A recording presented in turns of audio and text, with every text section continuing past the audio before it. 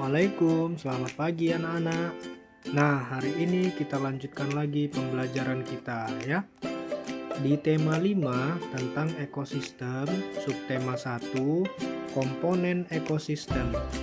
Nah, kita akan mempelajari tentang peta Indonesia. Mari kita lihat pembelajarannya. Nah, berdasarkan letak geografisnya, itu Indonesia diapit oleh dua benua, yaitu benua Asia dan benua Australia. Nah, kalau kita lihat di peta, mari kita lihat. Nah, ini adalah benua Australia dan benua Asia. Jadi, letak Indonesia itu berada di antara Australia dan benua Asia. Jadi, Indonesia diapit oleh dua benua. Indonesia juga dikelilingi oleh dua samudra, yaitu Samudra Pasifik dan Samudra Hindia. Nah, ini bisa kita lihat di dalam peta. Indonesia diapit oleh dua samudra, Samudra Hindia dan Samudra Pasifik. Letak geografis adalah letak suatu negara atau wilayah berdasarkan kenyataan di permukaan bumi. Nah, setiap negara mempunyai letak geografis yang berbeda-beda. Begitupun dengan Indonesia. Letak geografis membuat Indonesia menjadi pusat perdagangan dan pelayaran. Penyebabnya, posisi Indonesia itu strategis berada di antara dua benua dan dua samudra. Nah, letak geografis dapat digambarkan dalam sebuah peta.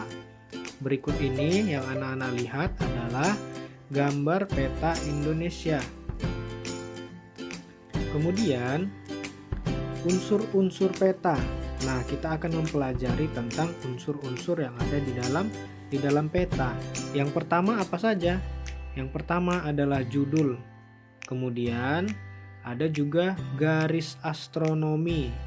Selanjutnya ada garis tepi. Ada juga simbol peta, ada legenda, ada insert, ada skala. Nah, masing-masing bagian akan kita pelajari. Yang pertama adalah judul peta. Kalau menurut anak-anak, judul peta ini apa? Ya, benar. Ini adalah peta Provinsi Bali. Nah, jadi judul peta itu menunjukkan isi yang akan digambarkan di dalam peta. Biasanya judul peta itu terletak di bagian atas. Judul peta menunjukkan identitas peta yang tertera di dalamnya. Nah, selanjutnya unsur yang kedua. Unsur yang kedua adalah skala. Nah, kalau anak-anak melihat peta, pasti di sana terdapat skala. Biasanya skala itu ditunjukkan dengan angka dan juga garis. Contohnya 1/160.000. Kemudian di situ juga ada contoh skala garisnya. Skala adalah angka yang menunjukkan perbandingan antara jarak sesungguhnya dan jarak yang ada pada peta. Nah, bagaimana cara mencarinya?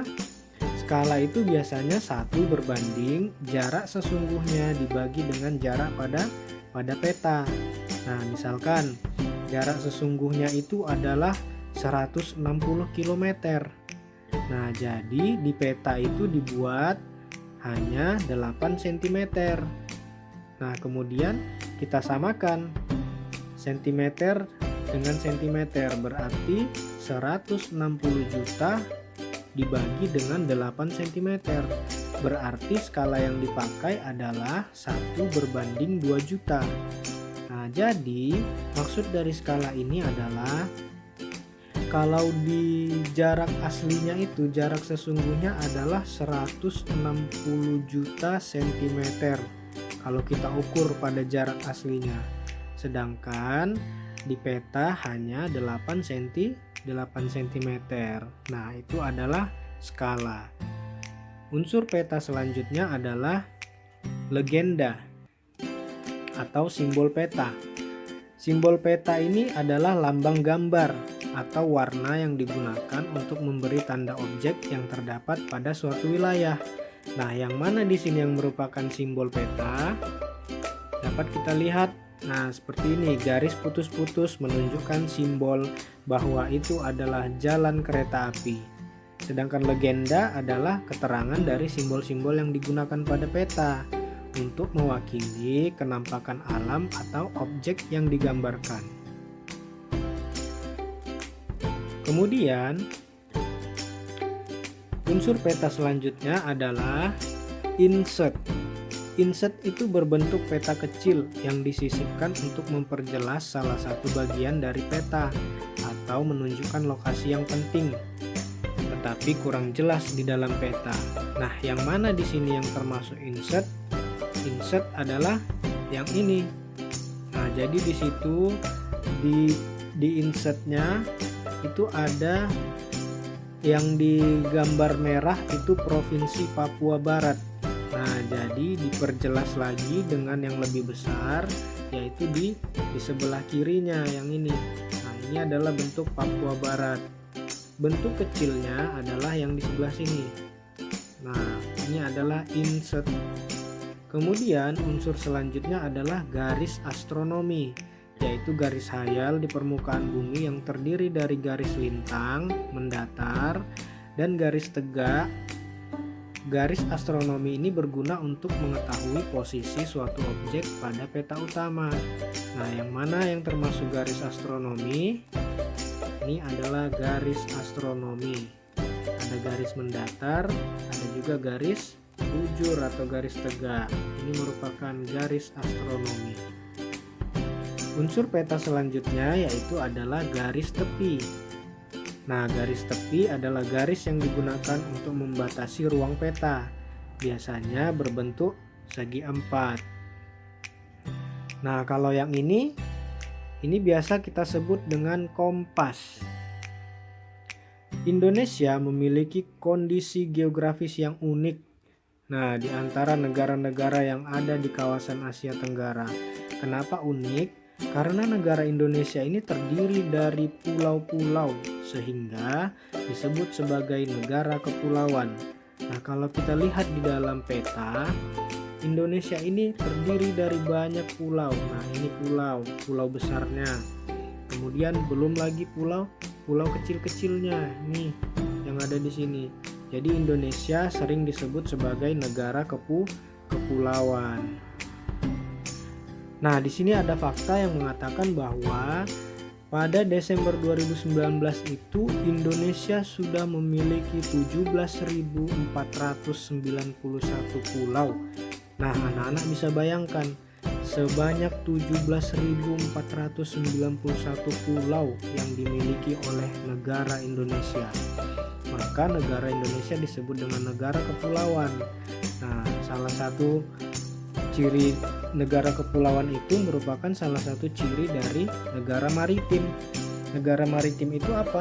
Negara maritim adalah negara yang memiliki luas laut lebih besar dibandingkan dengan luas daratannya.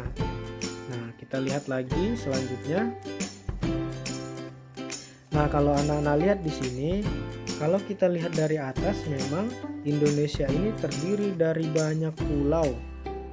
Nah, kemudian kalau kita lihat di peta itu lebih besar luas lautannya daripada daratannya. Makanya Indonesia disebut dengan negara kepulauan atau negara maritim. Kemudian berdasarkan kondisi geografisnya, Indonesia merupakan negara agraris. Apa itu negara agraris?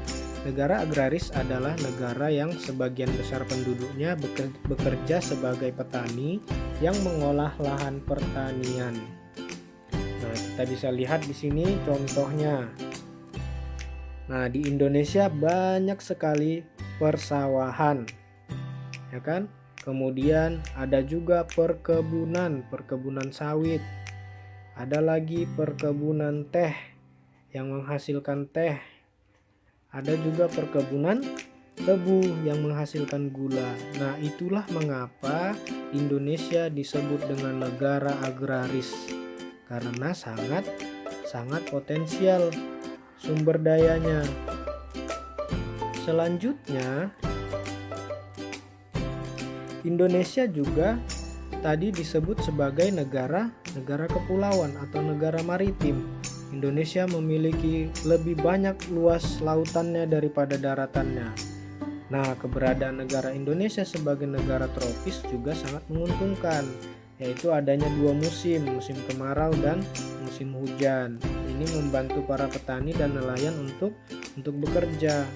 Jadi selain Indonesia merupakan negara agraris yang menghasilkan persawahan, ada juga perkebunan, hasil-hasil persawahan, perkebunan.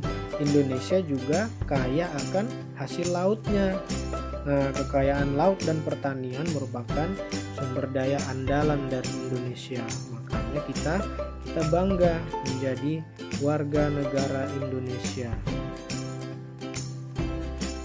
Nah, kesimpulan yang didapat dari pembelajaran kita hari ini adalah yang pertama tadi, Indonesia itu ternyata diapit oleh dua benua, yaitu benua Asia dan benua Australia. Indonesia juga dikelilingi oleh dua samudra, yaitu Samudra Pasifik dan Samudra Hindia. Nah, kemudian anak-anak juga mempelajari tentang unsur-unsur peta.